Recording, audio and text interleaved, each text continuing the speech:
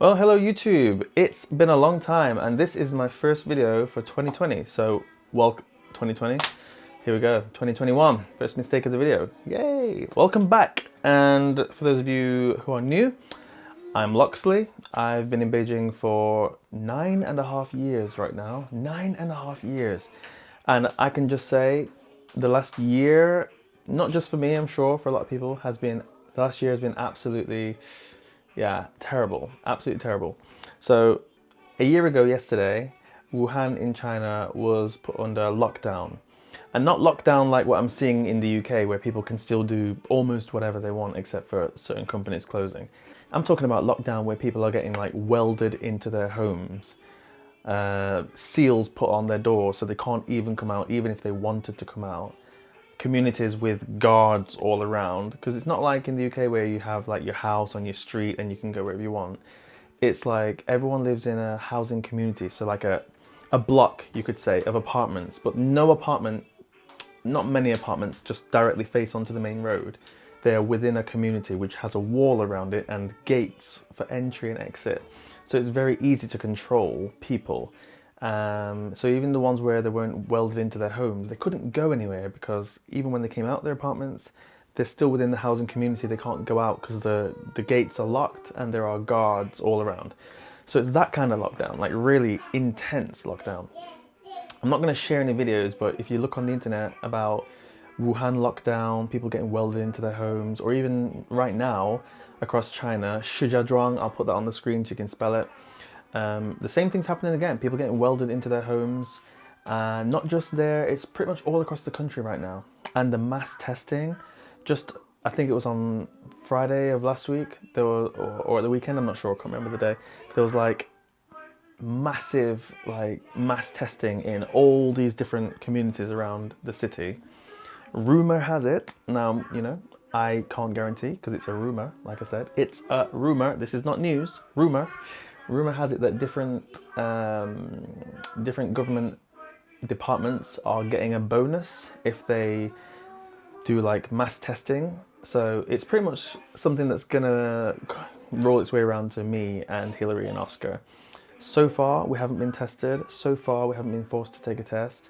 But if you look on a map, pretty much every district around us in the last few weeks has had that, where pretty much everyone's kicked out of their homes. And then, like I said, it's a compound where you can't get in through the gate unless you go past the guards. And kicked out their apartments, taken away to a testing center, and then you can't actually go back home without showing either the fact that you've had a test or the result. So that's what we're calling forced mass testing, and that's happening right now all across the country. So yeah, it's just a matter of time before it comes around to us. I cannot believe that it's been a year since this virus, first came on the scene. I think this time last year, was it this time last year? I'd only just started to hear about it. People back home heard about it before I heard about it in Beijing. And we spent most of the first half of the year just inside. I think it was only up until about end of April, May time that we started to leave the house. And even at that point, it was sort of like, oh, should we, shouldn't we? And lots of stuff was closed. Stuff started to go back to normal, I would say, around June time. But then towards the end of June, there was a mini outbreak in Beijing. And then some places went under not lockdown, but they were shut down, like some schools and gyms and stuff like that, clubs. They were shut down. Reopened again July, August time. And it had been pretty much normal, I say almost back to normal since about July, August, to the point where you could go anywhere you want. You had to show your health code. So on everyone's phones now, we've got this app. It's within WeChat, and it's a health code. You have to scan it when you go everywhere, pretty much. Every building, you have to scan that first. And it pretty much keeps a log of who has been where. So when there is a case reported, they know exactly who was around that person, who was near that person. They can sort of follow that person's trail and get all the information for all the other people as well. It's really fast and quite efficient. Privacy, yeah, there's no privacy here, so that's not really an issue. I guess if this was in the UK, people would be like talking about, oh my god, my privacy, why should I tell you where I'm going and all this. But it worked here. Oh god, Oscar's coming. It's been working. But lately, there's been a few new cases coming up that have sort of, it seemed like they've gone undetected, and suddenly now there's like mass outbreaks all across the country. By mass outbreaks, the official numbers are like 100 new cases across 1.4 billion people. So it doesn't sound like a lot, but the way that they are enforcing and policing this, it makes it feel like it's a lot more serious than we're being let on. So I don't know. Pretty much now I'm just staying at home. I've been staying at home for the last week or so. So I've just been at home, completely at home. Hillary's been going to work, but it's just across the road. And her school, as well as all the other training centres now, they've been ordered to stop having face-to-face classes.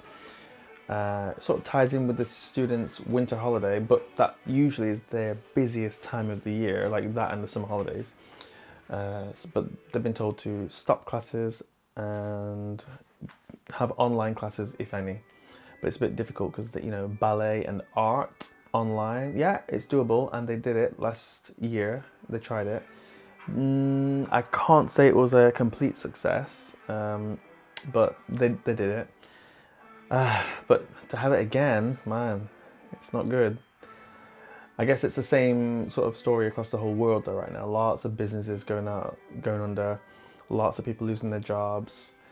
So it's a difficult time for everyone. And with the new strain now, they're calling it the UK strain, and then there's a South African strain and a Brazilian strain, and everyone's got a strain, it seems. Wow, this thing's never going to end. So, yeah. My theory, just a random theory, which I'm going to put out there, is if all of the world closed their airports for international travel, closed their airports, except for, certain exceptions, but I'm talking like no travel, just strictly, essential / maybe some important business leaders or something like that, I don't know, whatever. But if they close the airports to the majority of people, I feel like the spread of this virus would have been cut in half. Like, it wouldn't have got as bad as it did. The fact that the UK, 1 year later, is only just starting to talk about quarantining people upon arrival, it just makes me... I just can't make any sense of that. I was talking about that. I'm not a politician, and I'm not a scientist, and I'm not an epidemiologist. I'm nothing, just a person. And I was thinking, last year, I can't remember what date, but I was talking about it in my videos ages ago. Close the airports. Stop the cases coming in. How hard can that be? Just stop the cases coming in. But no. The whole world, pretty much.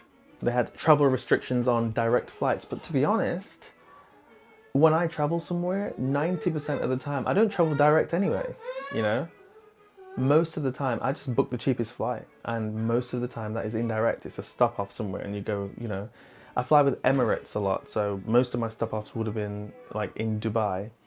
So no direct flights. So even the fact that they're saying UK to China and China to UK, oh, we stopped the flights. Okay, but what happens to people like me when I fly through Dubai, and what happens to a lot of other people who don't pay for their direct flights? I just don't understand the stupidity of it.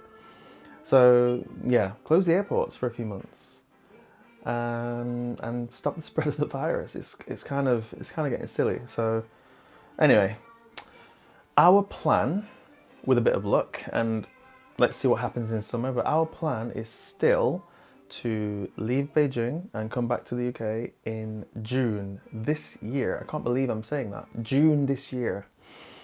I remember when this was like 5 years later, 4 years, in 3 years, or something like that. But now it's like in June. And now we're at the end of January, so it's even sooner than, it's crazy. It's absolutely crazy. I can't wait. But that's assuming that everything, is under control by then. We were thinking, last year we were thinking, oh my God, we're thinking, in a year's time, it must be under control, right? It must be under control. A year later. Anyway, with the vaccinations coming out, I assume that the you know, the seriousness of this virus, the severity of everything will calm down, right? I hear that people can still potentially spread the virus even if you've been vaccinated, but the people with the vaccination, they shouldn't show any symptoms. They should just be, you know, like asymptomatic style. So if everyone got the vaccination, then that would mean the virus is just like nothing. I hope. That's what I'm hoping. So the next question is, are you going to get vaccinated? There's so many different variations of the vaccination all around the world right now. Which country are you in, and which vaccination will your country be having? Will you be getting the vaccination? There's lots of people. Come. You want to come up? Talk to the camera. There's lots of people who are talking about the vaccination is a hoax and it's not good and all this lot. Oscar, look there.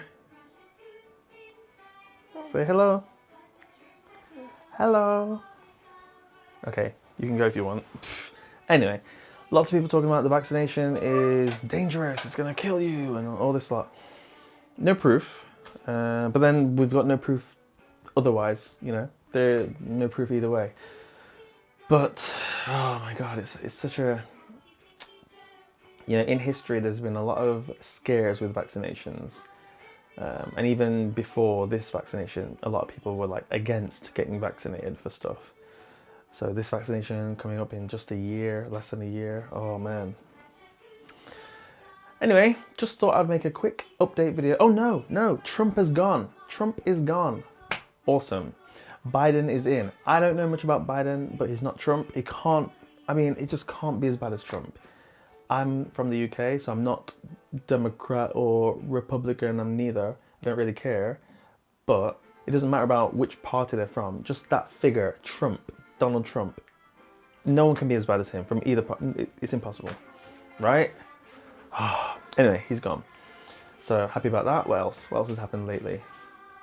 Oh yeah, I realized just the other day I was talking to my friend yesterday that since I was in China, Netflix came to the UK. So when I left the UK, there was no Netflix.